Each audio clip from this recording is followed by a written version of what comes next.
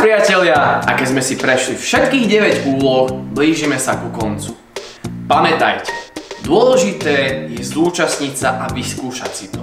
Nikto z nás tieto veci nevedel, keď prvýkrát k ním prišiel. Ale nejde o to všetko vedieť na prvýkrát. Ide o to vyskúšať si to, naučiť sa niečo a verte, aj v skutočnom biznise sa človek učí postupne. Základ je vyskúšať a zotrvať.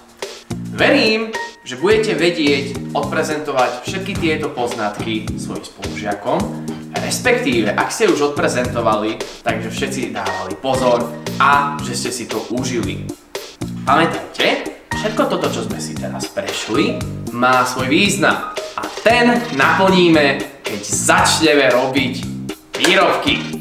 Totižto ďalšia hodina je už praktická a teda nachystajte si dobrú náladu, šikovné ruky a ideme vyrábať. Lebo teraz, keď už všetko vieme a máme firmu zaregistrovanú, vieme písať zmluvu, máme pripravené predajné miesto, vieme ako to zabalíme, máme reklamu, analýzy, financie a všetky tie podstatné časti, teraz sa môžeme pustiť do toho, čo všetci chcete.